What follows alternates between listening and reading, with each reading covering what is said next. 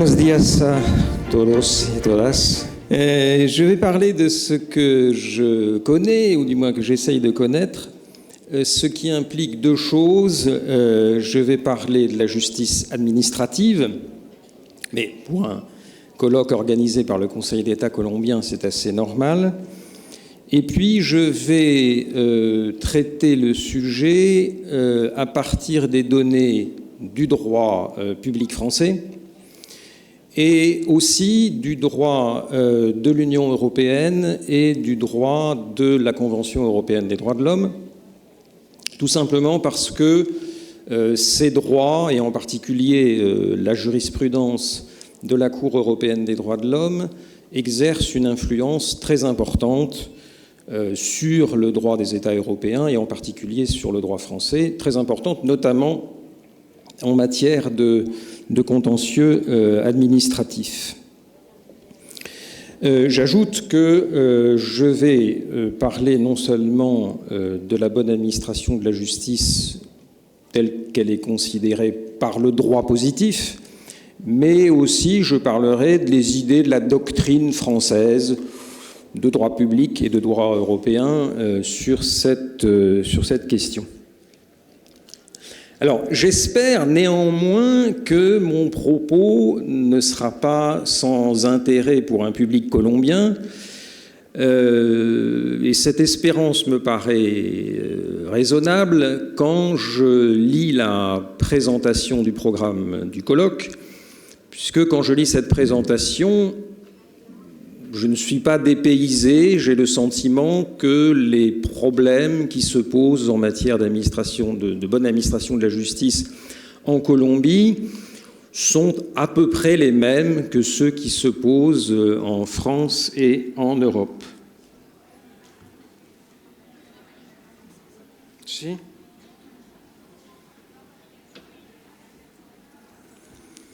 Donc c'est à peu près les mêmes, je crois. Ce qui n'est pas étonnant, je crois que ça tient à deux raisons. La première raison, c'est que la bonne administration de la justice est évidemment nécessaire à une véritable garantie des droits, et en particulier des droits fondamentaux, et par là même, c'est une condition de l'effectivité de l'état de droit. Et donc, c'est un problème qui est commun, finalement, à tous les États de droit démocratiques. Puis la deuxième raison, je crois qu'on peut la présenter de la manière suivante. Il y a, je crois, de manière assez générale, et en tout cas en France, une croissance du contentieux, et en particulier du contentieux administratif. D'un autre côté, en raison de l'état des finances publiques, en tout cas en France, il n'est pas possible d'augmenter de manière indéfinie les moyens qui sont alloués à la justice. Ce qui fait que cette situation a pour conséquence l'apparition de ce qu'on pourrait appeler une conception managériale de la bonne administration de la justice, c'est-à-dire une conception qui est centrée sur la performance économique. Autrement dit, de plus en plus, en tout cas c'est très nettement le cas en France, on demande à l'activité juridictionnelle, comme aux autres activités publiques, d'atteindre ses objectifs au moindre coût possible. Et je crois que ce problème existe dans beaucoup d'États, le problème du poids économique, du coût économique de l'activité juridictionnelle. Et en plus, les solutions qui lui sont données s'inspirent, je crois là aussi un peu partout, des principes du New Public Management, dans la mesure où ces principes ont une diffusion mondiale. Alors, ces éléments montrent, je crois, l'importance de cette question, importance juridique, politique, économique. Mais cette question de la bonne administration de la justice n'est pas seulement une question importante, c'est également une question difficile. Pour préparer la conférence, j'ai regardé la littérature juridique française sur cette question, naturellement, et je me suis aperçu qu'il y avait beaucoup d'incertitudes, beaucoup de désaccords sur la manière de concevoir juridiquement la bonne administration de la justice. Alors plus précisément, ces incertitudes et ces désaccords portent sur 2 points. Le premier point, c'est la nature juridique de la bonne administration de la justice. Le sujet qui m'a été proposé implique que la bonne administration de la justice, c'est un droit subjectif des justiciables que ceux-ci peuvent opposer à l'État. Et ce droit subjectif ne peut être qu'un droit fondamental. Le problème, c'est que si je regarde la situation en France et en Europe, cette idée, la bonne administration de la justice est l'objet d'un droit fondamental, cette idée ne fait pas l'unanimité. Il y a au moins 2 conceptions différentes. Première conception, pour un certain nombre de personnes, la bonne administration de la justice, c'est simplement un objectif d'intérêt général. Donc ce n'est pas une norme juridique, c'est un objectif d'intérêt général qui justifie l'adoption de certaines règles, de certaines décisions en matière de contentieux administratif. Ceci apparaît notamment dans des règles qui disent en substance si l'intérêt d'une bonne administration de la justice le justifie, alors le juge peut prendre telle ou telle décision. Ça, c'est une première position. Et puis, il y a une deuxième position qui consiste à dire la bonne administration de la justice n'est pas simplement un impératif d'intérêt public qui inspire le droit du procès administratif, c'est une norme. Mais ce n'est pas un droit subjectif. Ce n'est pas une norme qui confère un droit subjectif. C'est une norme qui impose un devoir objectif à l'État de poursuivre une bonne administration de la justice. Et donc, si je raisonne à partir des données, encore une fois, du droit français et du droit européen,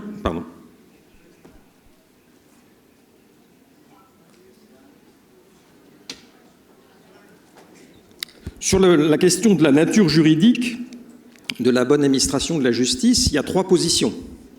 Droit subjectif, fondamental, simple impératif d'intérêt public qui inspire le droit positif, ou principe objectif auquel ne correspond aucun droit subjectif. Et j'insiste sur le fait que cette alternative, droit subjectif fondamental ou principe objectif, a des conséquences pratiques. Elle a des conséquences pratiques dans tout système juridique qui attache des conséquences au fait qu'une règle ou un principe ne confère pas de droit aux individus, notamment s'agissant de l'ouverture de certaines procédures juridictionnelles. Si je dis, dans un droit quelconque, telle procédure ne peut être utilisée qu'en cas d'atteinte à un droit fondamental, et si je dis la bonne administration de la justice n'est pas un droit fondamental, je ne pourrai pas utiliser cette procédure juridictionnelle pour faire protéger ce droit. Et donc, la question de la nature juridique, je crois, est importante parce que, au fond, la question est quel est le statut juridique qu'il faut reconnaître à la bonne administration de la justice pour la rendre la plus efficace possible. Alors ça, c'est les premières incertitudes. Vous voyez, situation française européenne, c'est un droit, peut-être pas, un droit impératif d'intérêt général, principe objectif. Puis la deuxième incertitude porte sur la notion même d'administration de la justice, la définition d'administration de la justice. Et là, il y a des incertitudes à la fois sur la méthode qu'il faut utiliser pour définir cette notion, et puis sur le contenu même de la notion. Dans ces 2 éléments, qu'est-ce que ça veut dire exactement administrer la justice? Et qu'est-ce que ça signifie surtout que cette administration doit être bonne? Qu'est-ce qu'il y a derrière l'adjectif « bonne administration de la justice » ? Alors, bien entendu, ces deux difficultés, quelle est la nature juridique? Que faut-il entendre par bonne administration de la justice? Ces deux difficultés sont liées. Il y a forcément un lien entre les deux. Il y a un lien parce que selon la conception que l'on retient de la bonne administration de la justice, selon la définition que l'on donne, ça va avoir forcément des conséquences sur la nature juridique qu'on lui reconnaît. Et en particulier, selon la définition qu'on donne, on va admettre plus ou moins facilement que c'est un droit fondamental. Alors, ce lien précisément entre ces deux questions commande l'organisation de mon propos, c'est-à-dire que je vais d'abord essayer de vous montrer qu'il y a un certain nombre d'ambiguïtés sur la notion même d'administration de la justice. Ce n'est pas une notion qui est si claire que ça. Et puis, précisément, ces ambiguïtés expliquent que, encore une fois, dans le contexte français et européen, la bonne administration de la justice apparaît parfois comme un droit, c'est vrai, mais aussi parfois comme un simple objectif d'intérêt général ou comme un simple principe objectif et pas comme un droit. Donc ce sont mes deux points. D'abord les ambiguïtés de la notion et ensuite la diversité des qualifications juridiques, diversité de la nature juridique. Alors les ambiguïtés, l'ambiguïté elle est triple. Comme je l'ai déjà plus ou moins dit, elle concerne la méthode, l'approche de la définition. Quelle méthode faut-il utiliser pour définir? Et puis les deux éléments. Qu'est-ce que c'est qu'administrer la justice? Qu'est-ce que c'est que l'administrer bien? Donc je reprends ces trois éléments. Alors les ambiguïtés de méthode, elles sont très importantes du point de vue français et européen. Parce qu'il y a en réalité deux approches dans la doctrine française et européenne de l'administration de la justice, de la définition. Il y a une approche qui est exclusivement fondée sur le droit positif, et puis il y a une approche plus théorique, plus doctrinale. Je m'explique. La notion de bonne administration de la justice est utilisée en droit français et en droit européen. Elle est utilisée par le droit positif, elle est utilisée par des textes, elle est utilisée dans la motivation des décisions du juge. En général, comme je l'ai déjà dit, elle est utilisée pour justifier des solutions qui sont dérogatoires aux règles normales de compétence ou de procédure. Je vous donne l'exemple qui est le plus connu en France. Cet exemple concerne la fonction de cassation du Conseil d'État. Quand le Conseil d'État, français bien sûr, casse un arrêt, la solution normale, bien sûr, c'est qu'il renvoie l'affaire au juge du fond, puisqu'il n'est pas lui-même juge du fond. Mais il y a un texte dans le Code de justice administrative qui dit « Si l'intérêt d'une bonne administration de la justice l'exige, alors le Conseil d'État peut régler lui-même l'affaire au fond. » Et pratiquement ici, c'est la question de la célérité. Il faut mettre fin à la procédure. Donc, c'est utilisé par le droit positif. Et donc, il y a un certain nombre d'auteurs, français et européens, qui ne s'intéressent qu'à une chose, que recouvre la notion de bonne administration de la justice lorsqu'elle est utilisée par les textes et le juge. Qu'est-ce que ça veut dire, par exemple, dans cette disposition du Code de justice administrative, l'intérêt d'une bonne administration de la justice? C'est leur seul problème. Qu'est-ce que ça veut dire en droit positif? Ça recouvre quoi? Là, c'est une première approche. Il y a une deuxième approche qui est plus théorique. C'est-à-dire qu'il y a des auteurs qui réfléchissent de manière, disons, théorique aux conditions d'une bonne justice, aux qualités que doit présenter la justice pour être bonne, bien sûr, dans le contexte d'un État de droit démocratique. Et sans lien nécessaire avec le droit positif. Il ne s'intéresse plus à qu'est-ce que ça veut dire en droit positif. Non, la question c'est réfléchissons de manière un peu théorique sur les conditions d'une bonne justice. Et à ce moment-là, évidemment, ils sont amenés à inclure dans la notion de bonne administration de la justice des choses, des éléments, des exigences qui ne font pas partie de cette notion d'après le droit positif. Et ça, c'est une difficulté qui est importante dans la réflexion française et européenne. La deuxième ambiguïté, c'est sur la notion même d'administration de la justice. Qu'est-ce que ça veut dire exactement, administration de la justice? Alors, pour vous faire sentir la difficulté, je poserai une question simple. Qui administre la justice? Est-ce que ce sont les juges qui administrent la justice? Ou est-ce que ce n'est pas plutôt le ministère de la Justice qui administre la justice? Évidemment, la réponse à la question dépend du sens que l'on donne à l'expression « administrer la justice ». Si administrer la justice, ça veut dire rendre la justice, alors bien sûr, ce sont les juges qui administrent la justice. L'administration de la justice, c'est l'exercice de la fonction juridictionnelle. Bonne administration de la justice signifie en réalité bonne justice. Mais il y a une autre manière de voir les choses. Parce que l'activité juridictionnelle, c'est un service public. Enfin, c'est une activité publique et en droit français, elle est qualifiée de service public. Et donc, on peut prendre l'expression « administrer la justice » dans un autre sens.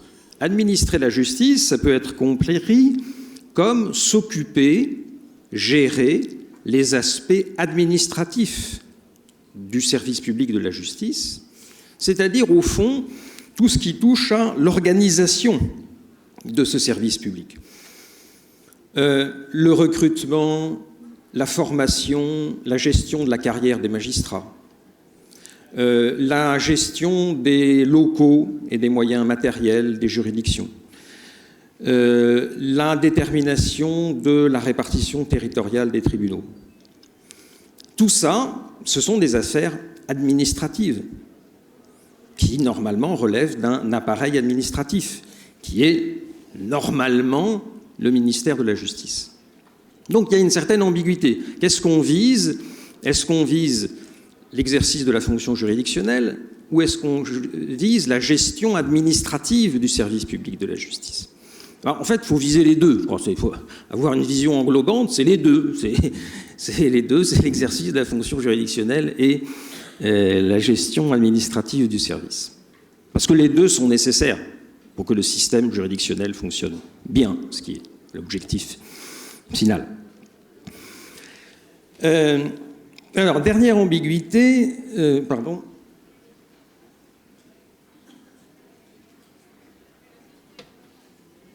Dernière ambiguïté, la plus importante, bonne. Qu'est-ce que ça veut dire, bonne administration de la justice? Alors, le premier élément ici concerne la nature de cette notion, qui explique son ambiguïté. La nature, je veux dire par là que la bonne administration de la justice, évidemment, c'est un standard. C'est un standard qui a pour objet de définir le modèle du comportement normal. La bonne administration de la justice, c'est la manière dont la justice doit normalement être organisée et rendue. Normalement, évidemment, pas normalement dans l'absolu, normalement dans un certain contexte, c'est-à-dire normalement dans le contexte d'un État de droit démocratique qui a une certaine conception de la fonction juridictionnelle.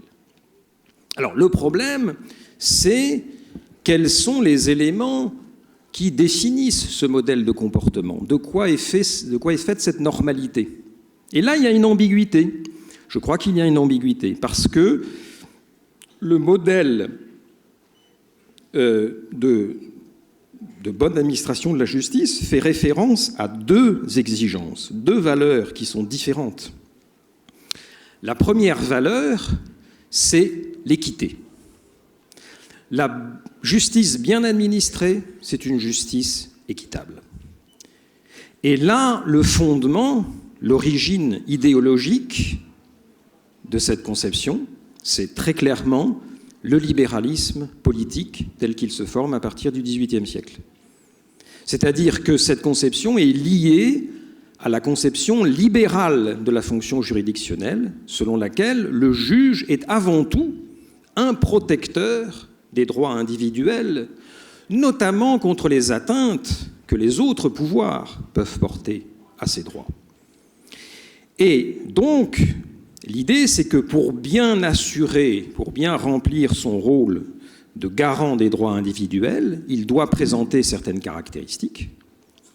Et la caractéristique fondamentale qu'il doit présenter, c'est d'être un juge équitable, c'est-à-dire notamment, je vais y revenir, un juge indépendant et impartial. Et là, j'ajouterais qu'il y a, me semble-t-il, une dimension subjective ou individuelle dans la bonne administration de la justice. C'est-à-dire que la bonne administration de la justice est avant tout destinée à protéger les intérêts des parties au procès, en leur donnant précisément des garanties que leur litige sera jugé de manière équitable. Donc la première valeur à laquelle l'adjectif « bonne » se réfère, c'est l'équité. Mais il y en a une autre. L'autre valeur, c'est la rationalité.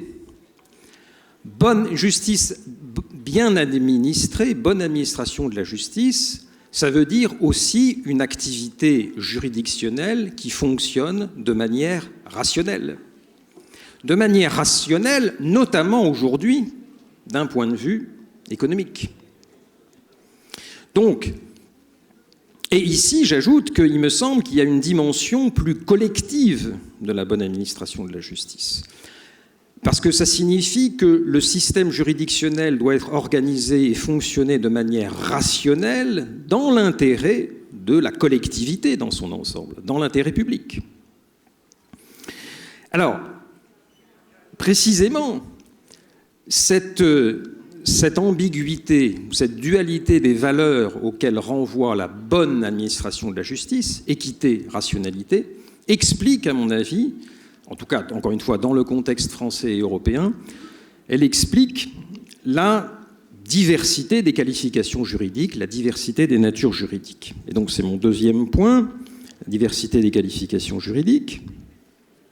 Alors, là, l'idée est très simple. Encore une fois, dans le contexte français et européen, qu'est-ce qu'on peut constater ? On peut constater la chose suivante.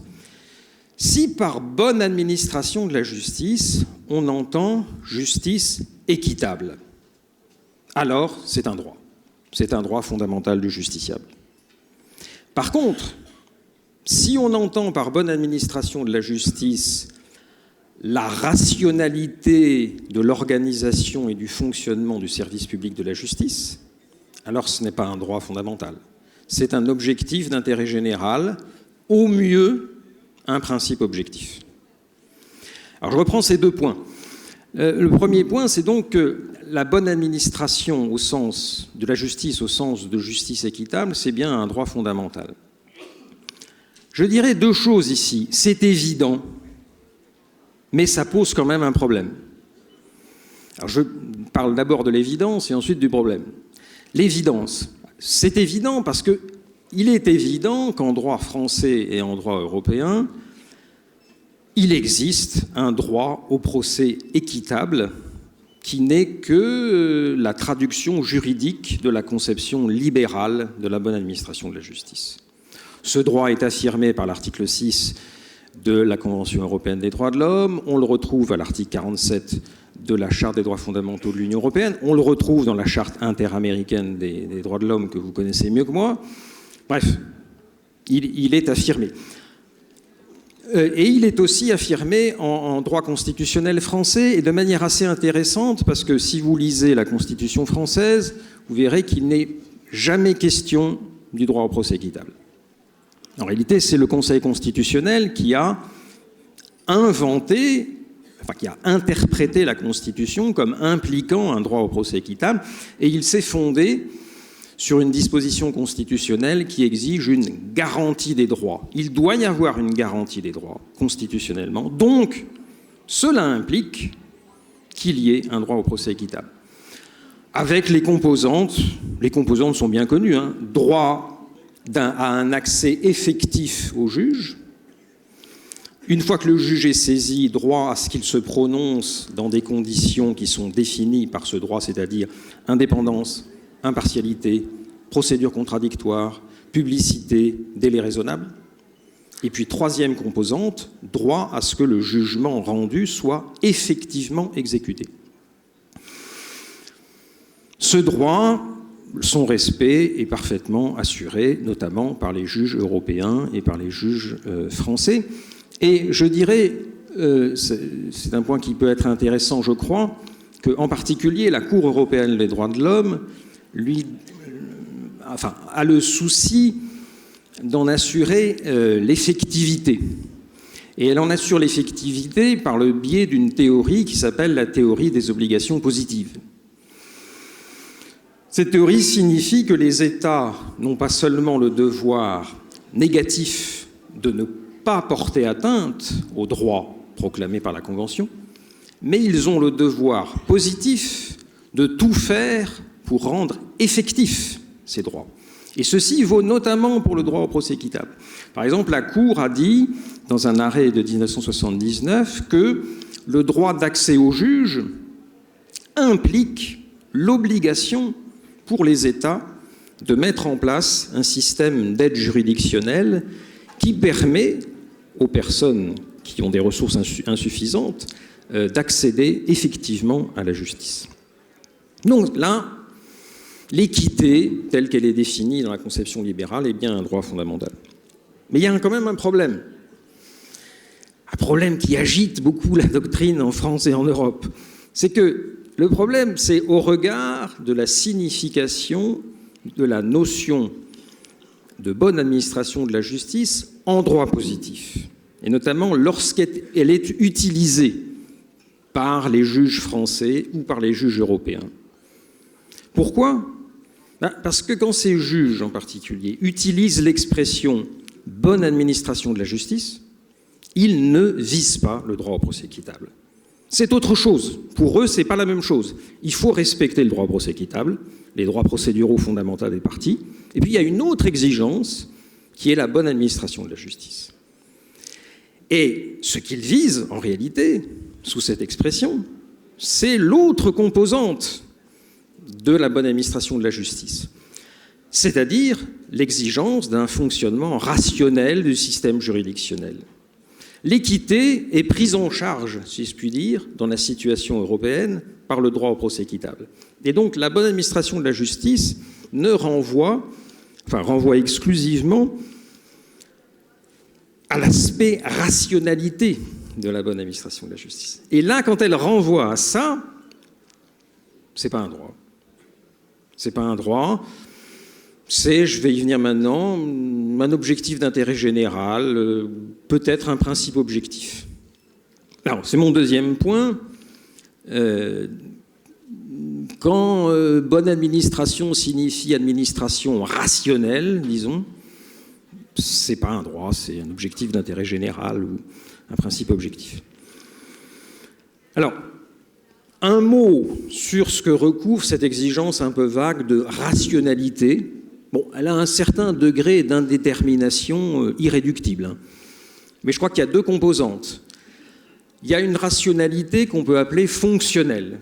C'est-à-dire que ici, la rationalité renvoie à tout ce qui est nécessaire pour que le juge remplisse de la meilleure façon possible sa fonction de trancher des litiges. Tout ce qui va contribuer à une meilleure solution des litiges possibles. D'où, par exemple, des dérogations aux règles de compétence. S'il est mieux de réunir tous les aspects d'un même litige dans les mains d'un seul juge, même si ça implique de méconnaître les règles normales de répartition des compétences, il faut le faire. Il faut le faire parce qu'on donne compétence au juge le mieux placé pour trancher le litige. Et puis l'autre aspect, c'est la rationalité économique. Et aujourd'hui, elle fait vraiment partie de l'objectif de bonne administration de la justice. Le Conseil d'État français, notamment, a rendu un arrêt où il dit très clairement que la bonne administration de la justice, ça comprend notamment la meilleure utilisation possible des moyens qui sont alloués à l'activité juridictionnelle. Dimension purement managériale. Alors, c'est pas... Bon, ce statut juridique, c'est pas un droit. C'est pas un droit, c'est sûr. Qu'est-ce que c'est ? Alors, ça peut être soit un objectif d'intérêt général, soit un principe objectif. Je vais prendre uniquement, pour ne pas être trop long, la situation française, où là, c'est un principe objectif, et qui fonctionne de manière assez particulière. Ça résulte d'une décision du Conseil constitutionnel français du 3 décembre 2009. Dans cette décision, le Conseil a qualifié la bonne administration de la justice d'objectif de valeur constitutionnelle. C'est un objectif de valeur constitutionnelle. Alors, qu'est-ce que ça veut dire? Premièrement, un objectif de valeur constitutionnelle, c'est une norme juridique. Donc, il y a bien une norme juridique qui impose à l'État d'assurer une bonne administration de la justice. Deuxièmement, pourquoi est-ce qu'elle a la valeur constitutionnelle? Qu'est-ce qui fonde sa valeur constitutionnelle? Eh bien, ce qui fonde sa valeur constitutionnelle, c'est que la réalisation de cet objectif est nécessaire pour assurer l'effectivité de droits garantis par la Constitution. Et ici, on retrouve le Conseil constitutionnel justifie son affirmation, la bonne administration est un objectif de valeur constitutionnelle, par référence à l'exigence d'une garantie des droits. Pourquoi? Parce que la bonne administration de la justice est nécessaire à une garantie des droits. Mais il y a une particularité dans cette norme juridique, c'est qu'elle ne confère aucun droit aux individus. La conséquence, il y a une procédure qui existe en France de contrôle de constitutionnalité de la loi qui n'est pas utilisable pour la garantie de la bonne administration de la justice, parce que précisément cette procédure n'existe que pour la défense des droits et libertés, d'après le texte même de la Constitution. Cette procédure, c'est la question prioritaire de constitutionnalité. En gros, la procédure, c'est dans tout procès, les parties peuvent contester la conformité d'une loi aux droits et libertés garantis par la Constitution. Et à ce moment-là, la question est renvoyée au Conseil constitutionnel. Le Conseil constitutionnel a dit, très clairement, la bonne administration de la justice, ce n'est pas un droit, donc cette procédure n'est pas applicable. Voilà grosso modo la situation. Si on entend encore une fois par bonne, équitable, c'est un droit, dans le contexte français et européen. Si par bonne, vous entendez rationalité, ce n'est pas un droit. C'est, pour le droit français, un principe objectif. Alors, est-ce que cette situation est satisfaisante? Ça, c'est la situation. Évidemment, on peut dire que ce n'est pas une bonne situation. Peut-être pas. Peut-être pas. Pourquoi? Pour deux raisons, je crois. D'abord parce que la dissociation qu'on voit en droit positif entre droit au procès équitable d'un côté et bonne administration de la justice de l'autre, cette dissociation est un peu gênante. Elle est un peu gênante parce que elle va à l'encontre de l'idée qu'une bonne justice, c'est d'abord une justice équitable. Et donc le fait de distinguer les deux aspects a quelque chose d'un peu gênant. Et puis, on ne voit pas tellement pourquoi il ne serait pas possible d'affirmer qu'il existe un droit fondamental à ce que l'État gère le service public de la justice de manière rationnelle, dans l'intérêt public. Pourquoi ne pas en faire un droit fondamental? Et donc on pourrait avoir un droit à la bonne administration de la justice qui aurait deux composantes. Première composante, le droit au procès équitable, le droit à l'équité de la justice. Et deuxième composante, disons, le droit au bon fonctionnement du service public de la justice.